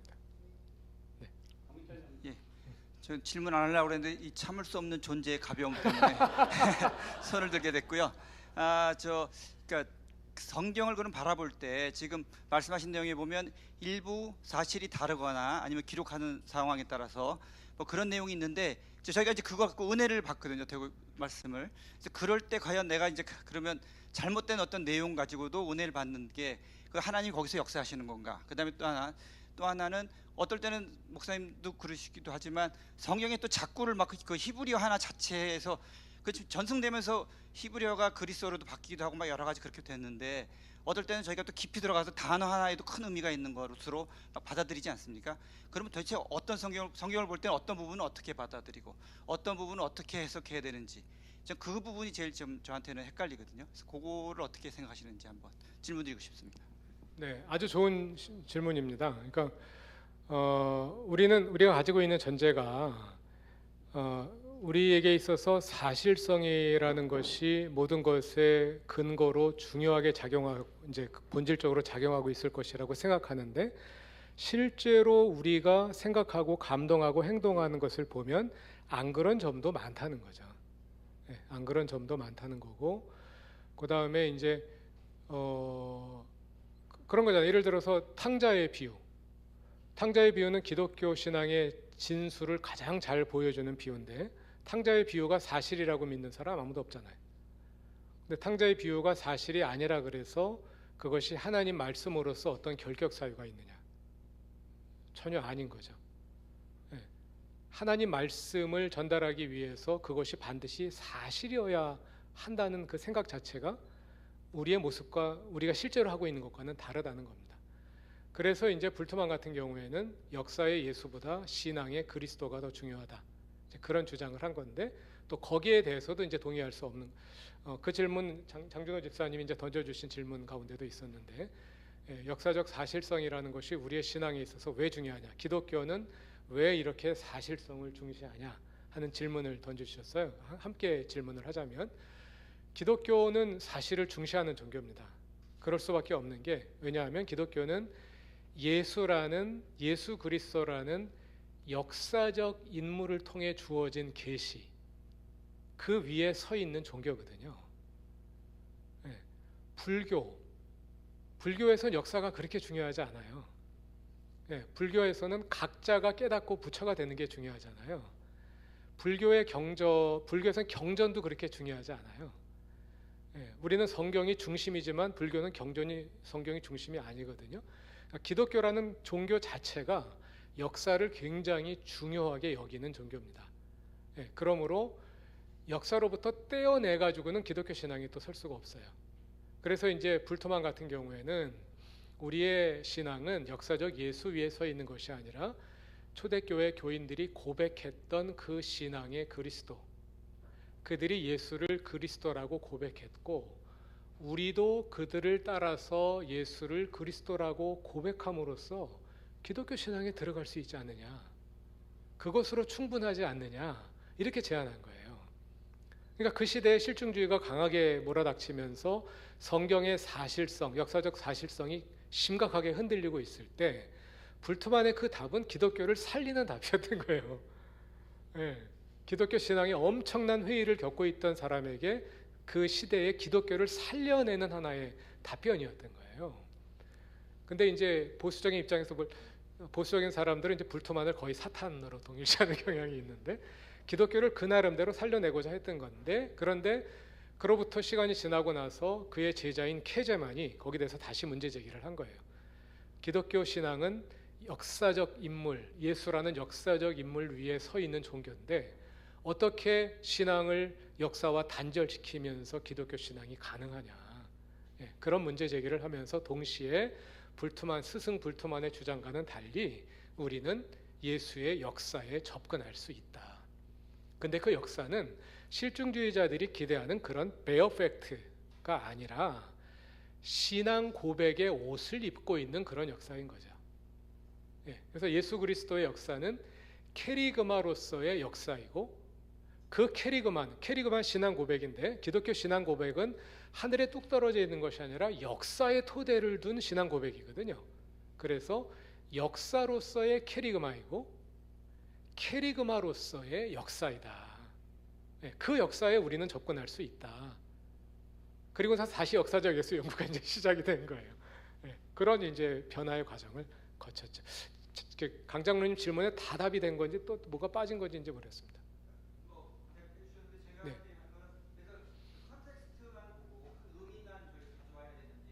아, 네네, 네.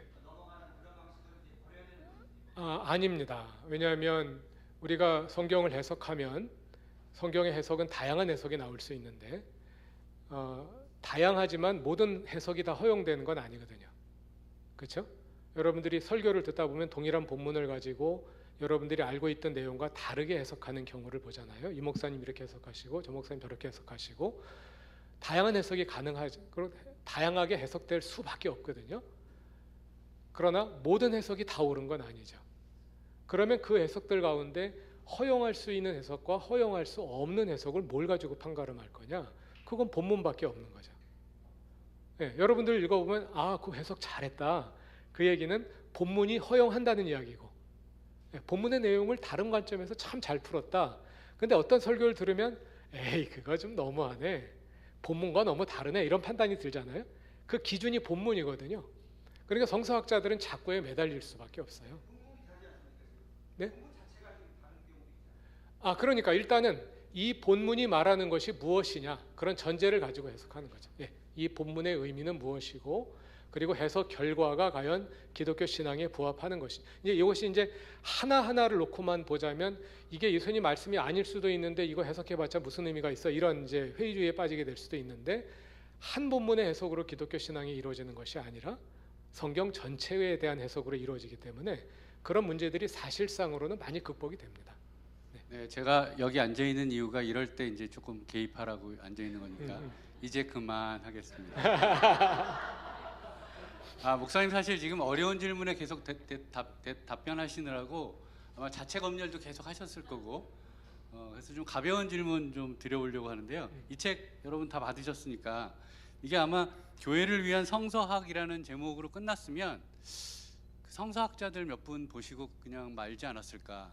근데 이게 신의 한 수가 이 밑에 복음서는 역사적 사실인가라는 걸 딱 써놨어요. 이건 누구 아이디어였을까요? 그러니까 원래 제가 처음에 구상했던 거는요, 교회를 위한 성서학이라는 제목의 두 가지 주제를 다루려고 했어요. 그러니까 교회와 성서학의 거리를 떼어놓는, 교회로 하여금 성서학에 접근하지 못하도록 막는 요인이 뭐냐. 하나는 성서의 역사성 문제고, 또 하나는 비평 방법. 성서학자들은 역사 비평, 편집 비평, 문학 비평 이런 비평 방법들을 사용하거든요. 비평이라는 말을 듣는 순간 거부감이 확 일어나잖아요. 그래서 그게 뭔지를 이제 그 해석 방법을 설명해서 두 가지 주제를 다루려고 시작을 했어요. 근데 역사 이 주제를 가지고 책을 쓰려고 공부를 하다 보니까 제가 모르는 내용들이 많더라고요. 그래가지고 공부하다 보니까 이것만 가지고 그냥 써야 되겠다. 그래서 교회를 위한 성서학인데, 사실은 이 책에 진짜 어울리는 제목은 복음서는 역사적 사실인가가 더 어울리는 제목이잖아요. 근데 이 제목이 나온 이유는 교회를 위한 성서학을 위한 시도로서 나온 거고, 그래서 이 두 제목 간의 관계를 어떻게 해야 되나 저도 고민이 많았는데 출판사에서 이렇게 제목을 크게 하고 작게 해서 사실 제 생각은 복음서는 역사적 사실인가를 크게 하고 교회를 위한 성서학을 작게 하고 싶었거든요. 근데 이걸 보고 아무도 문제 제기를 안 하더라고요. 그래서 사람들이 다 좋은가 보다. 그래서 그냥 이대로 그냥 간 거예요. 출판사 말을 듣길 잘하신 것 같아요. 그런가 봅니다. 이 책 시작하시고 후회하시진 않았나요? 후회는 왜요? 쓰다가 네. 어쨌든 약간 보수적 입장의 분들한테는 네. 좀 안 좋은 얘기가 나올 수도 있는. 뭐 처음부터 각오하고 썼습니다. 아니, 저는 이 책을 읽기 전에는 구전 전승이라는 거에 큰 생각이 없었던 것 같아요. 근데 그 구전 전승이 됐던 그 한 4, 50년 기간 동안에 생각을 해보면 예를 들어 마가복음이 제일 먼저 쓰여졌으니까요. 마가복음 전체를 이렇게 구전으로 전승하지는 않았을 거잖아요. 그러니까 구전 전승이라는 게 저도 그 이후에 찾아보니까 일종의 우리 판소리 같은 거라고 보시면 되거든요. 어떤 사람이 서서 예수가 했던 어떤 사건 하나를 이제 설명하는 거죠. 판소리처럼 운율도 있을 수 있고요. 그러면 그게 지금 마가복음에 기술된 순서대로 그 판소리를 하진 않았을 수도 있잖아요. 전체를 다 하면 너무 기니까 뭐 오늘은 산상수훈의 얘기를 한다든지 또 뭐 예수 순환의 얘기를 한다든지 했을 텐데 그런 구전들이 이것저것이 많이 되다가 이제 기록하는 시점에서는 편집이라는 걸 하지 않았겠습니까? 얼마 전에 그 편집이 정말 창작이다라는 책도 있었는데요. 그 편집했을 때 어떤 기준이랄까?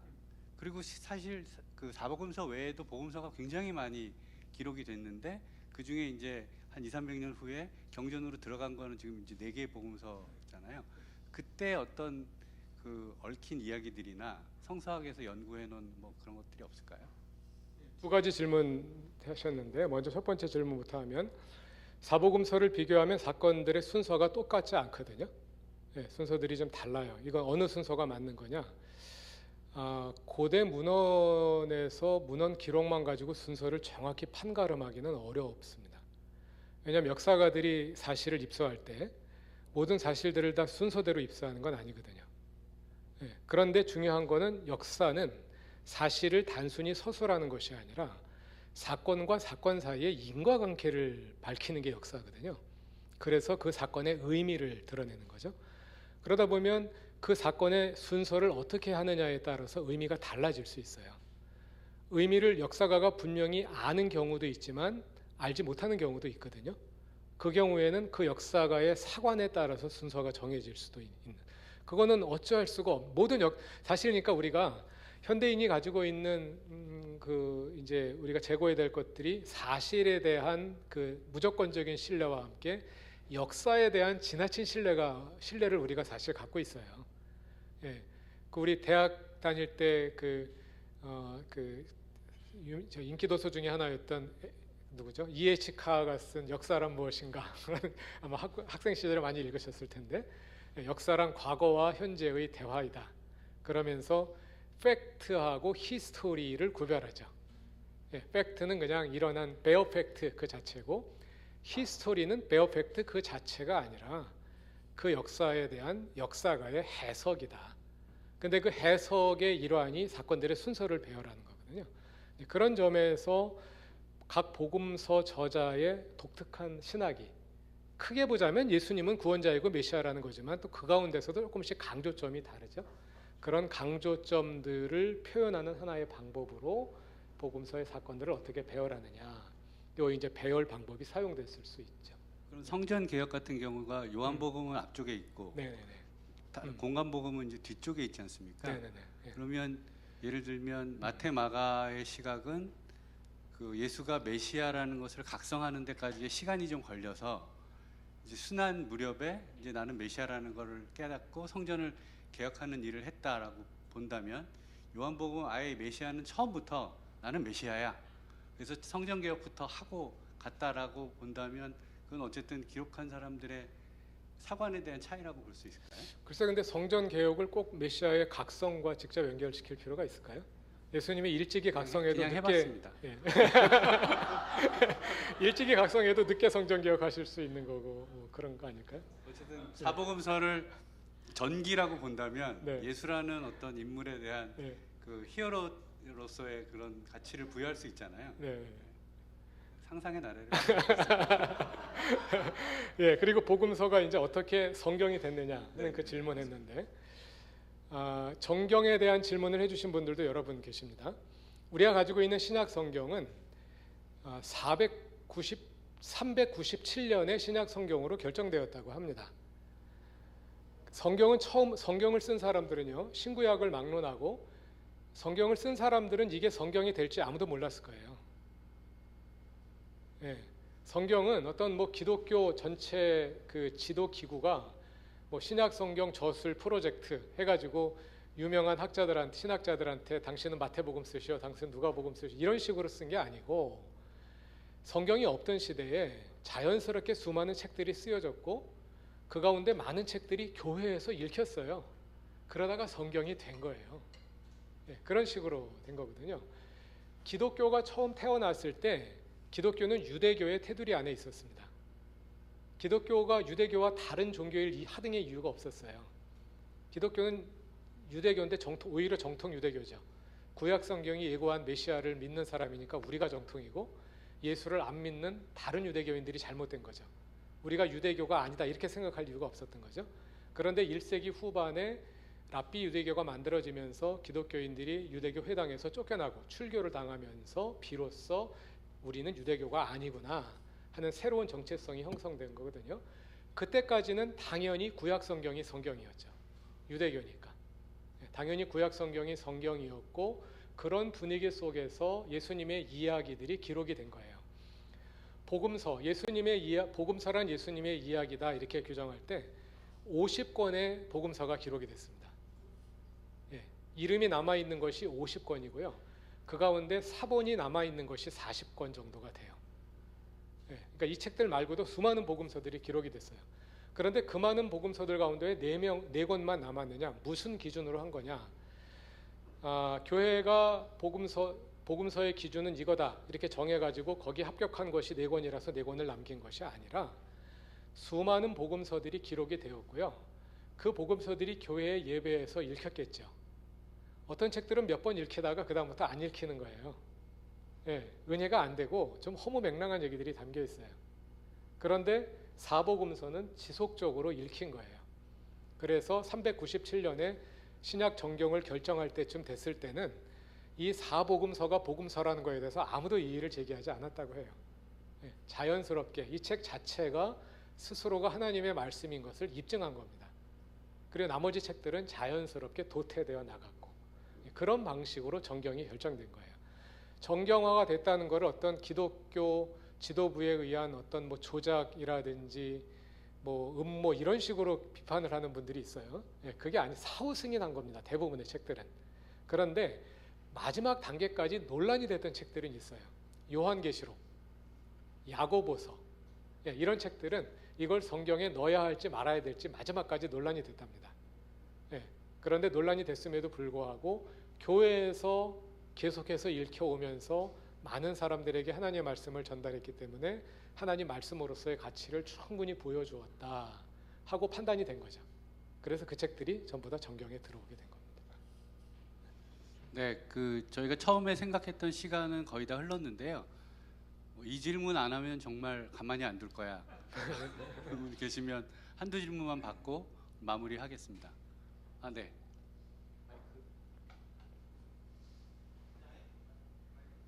저희가 지금 녹화를 하고 있어서.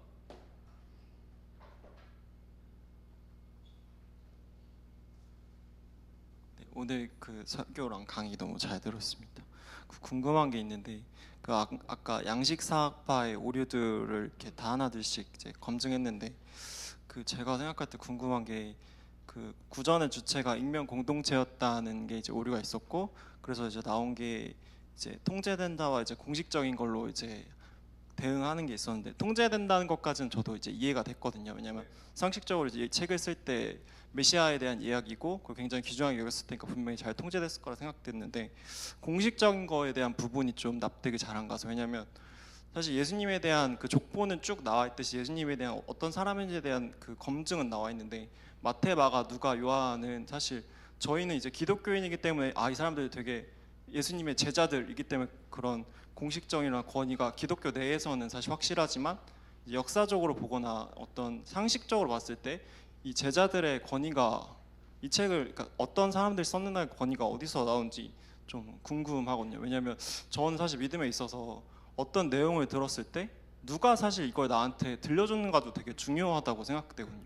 제가 그 들으면 생각해보면 예를 들면은 뭐 사실 9.11 테러 같은 것도 또 말도 안 되는 사실인데 미국에서 CNN이 보도가 되기 때문에 신뢰가 됐기 때문에 저희가 사실이라고 받아들일 수도 있잖아요. 그러니까 부활에 대한 얘기도 사실 부활 사실 자체도 중요하지만 이 부활을 몇 명이서 들었는지 또 어떤 사람들이 증언했는지도 되게 이 사실을 받아들일 때 중요한 것 같거든요. 그래서 제 생각에 또 이게 완벽하진 않겠지만 이 공식적이라고 주장하시는 분들이 이 제자들이 어떤 권위를 어디서 좀 가져오고 있는지 좀 그게 좀 궁금했었습니다. 네, 아주 좋은 질문이십니다.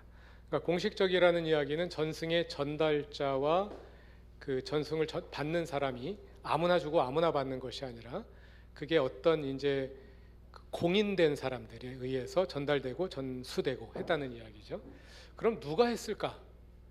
아마도 예수님의 제자들이 그 역할, 이제 이 얘기는 뭐냐면 누구 책이냐면 리차드 보캄이 쓴 예수의 목격자들이라는 책 이야기인데요. 굉장히 재밌습니다. 네, 리차드 보캄 그 책을 읽어보면 그분이 어떻게 설명하냐면 누가 했을까? 일단 제자들이 했겠죠. 제자들과 그 외에 그 제자들과 가까운 사람들이 했었을 텐데 이분의 주장은 복음서에 보면 이름이 나오는 사람들이 있잖아요. 왜 그 사람들의 이름이 나올까? 이름이 나온다는 이야기는 독자들이 그 사람이 누군지 알고 있었다는 거예요. 예수께서 십자가를 지고 가실 때 구레네 시몬이 십자가를 대신 지고 갔잖아요. 구레네 시몬이 누군지 모르면 그냥 어떤 한 사람을 붙잡아서 십자가를 지고 가게 했다 이렇게 설명했을 텐데 구레네 시몬이라고 쓴 거는 여러분들이 알고 있는 구레네 시몬 있죠. 그 사람이 바로 십자가를 지고 간 사람입니다. 이런 의미라는 거죠. 그래서 복음서에 이름이 나오는 사람들이 아마도 복음서를 내용을 전승하는 주체들이었을 거다. 그 사람들이 사건의 목격자들이잖아요. 예수 사건에 함께 있었던 사람들이니까 이제 그 사람들이 그런 역할을 했을 거다 이렇게 이야기를 해요. 그래서 여기서 중요한 게 목격자 증언이죠. 그래서 각 복음서에서 목격자 증언의 인클루시오 수미상관이라는 걸 발견해냈는데 예를 들어서 마가복음 그러면 마가복음은 베드로가 마가에게 불러준 거를 베드로가 마가에게 가르쳐준 내용을 토대로 마가가 썼다. 이게 기독교 전승이란 말이에요. 마가복음을 보면은요 예수 사건에서 베드로가 가장 먼저 나오고 가장 뒤에 나와요. 예. 그 얘기는 뭐냐면 베드로가 처음부터 끝까지 다 직접 봤다. 예. 그 이야기를 베드로를 통해서 내가 들었고 내가 마가복음에 썼다. 그 얘기거든요. 요한복음의 저자는 예수의 사랑받는 제자라고 돼 있잖아요. 요한복음에는 사랑받는 제자가 베드로보다 더 앞에 나오고 더 뒤에 나와요. 그 얘기는 요한복음의 사랑받는 제자가 이 모든 내용을 처음부터 끝까지 목격한 사람이다 하는 것을 보여주는 일종의 문학적인 장치라는 거죠. 그런 방식으로 공식적인 전승의 전달자들을 찾아낼 수 있지 않겠느냐 하고 제안을 하는 거예요. 네.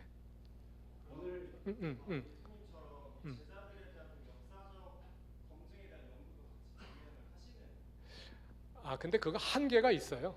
예, 왜냐하면 역사적으로 검증하려면 다른 자료가 있어야 되는데 다른 자료는 없어요.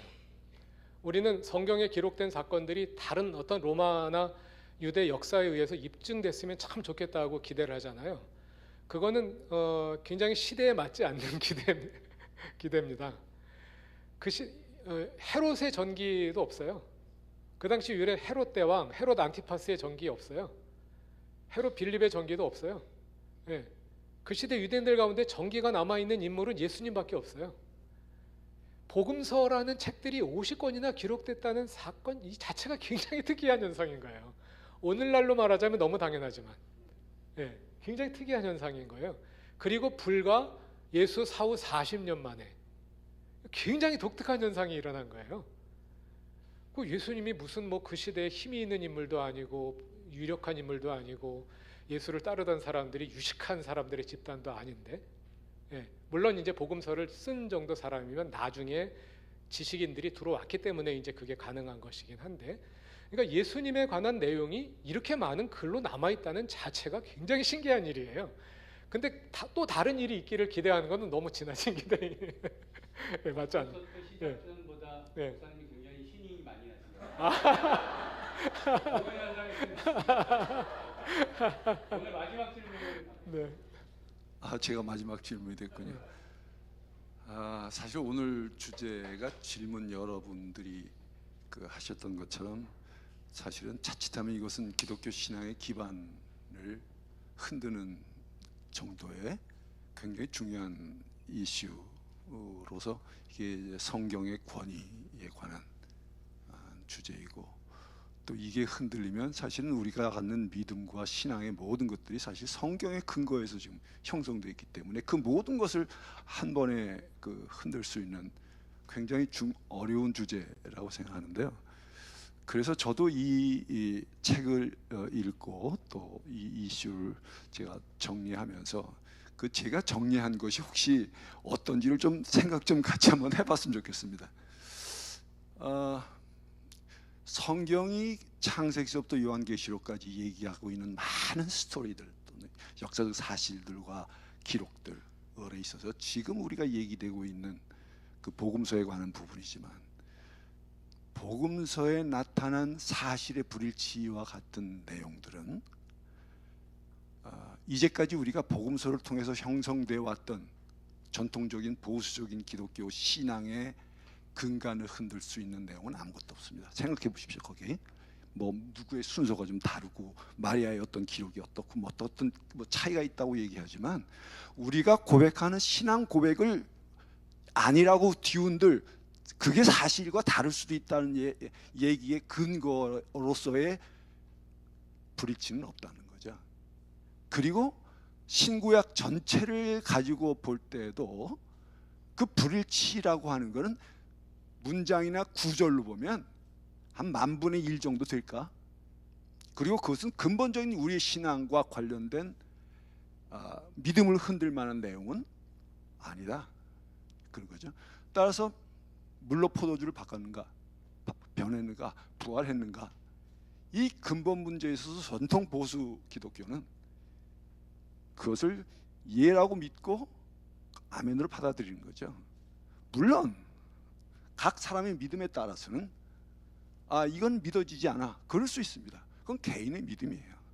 그러나 전통적인 보수 기독교는 성경 자체가, 성경은 하나님의 말씀이라고, 성령의 감동으로 된 책이라고 말씀하고 있기 때문에 우리의 믿음은 흔들릴 이유가 없다. 그것이 제가 갖는 위로입니다. 저는 목사님 책을 그 주간에 그냥 단숨에 제가 읽었는데 굉장히 변증에 탁월한 그것이 힘이 그 안에서 느껴졌는데, 저는 왜 요 이슈를 좀 안 다루셨을까 생각하는 것은, 사실 이제 예수님 당시의 역사적 사실들을 기록한 것들이 별로 남아 있지 않지만, 예를 들면 시저의 갈리아 전기가 있거든요. 그 갈리아 전기는 예를 들면 시저가 살았던 데로부터 몇백 년이 지나서 기록이 됐습니다. 갈리아 전기에 대한 사실성을 이렇게 문제 제기하고 의문을 제기하는 사람 없거든요. 사본도 몇백 년 지나서 됐으면서도 사본도 서너 개밖에 없거든요. 그런데 성경은 40-50년 만에 엄청난 내용들이 기록되어 있고 사본도 수없이 많고 또 사본 간의 일치성이 존재한단 말이죠. 그러면 역사적으로 이만한 성경의 진실성, 역사성을 입증해 줄 수 있는 책이 있는가? 정말 하나님의 말씀으로서의 권위를 뒷받침하는 것이 아닌가? 그런 생각이 들 수 있기 때문에 저는 목사님이 소위 성경의 역사성과 사실성을 얘기하면서 이 책에서 다른 어떤 책보다도 사본의 비교 우위를 언급하셨으면 어떠셨을까 하는 생각이 좀 들었다는 말씀을 드립니다. 이상입니다. 아까 김장로님도 사본 이야기를 해주셨는데요. 네, 감사합니다. 신약 성서의 사본이 6,000개 정도가 됩니다. 플라톤의 그러니까 서양 철학의 그 뿌리라고 할 수 있는 플라톤의 향연 사본이 5개가 있어요. 예, 신약 성경 사본이 6,000개가 있습니다. 대단한 책입니다. 신약 성경. 네, 뭐 좀 아쉬운 분이 계실 수도 있겠지만 시간이 많이 지나서 네, 이제 마무리하겠습니다. 목사님 혹시 끝으로 네. 그러면 그 저희가 말릴 새도 없이 이 위험한 책을 쓰시고 출판하신 안영석 목사님께 다시 한번 박수 부탁드립니다.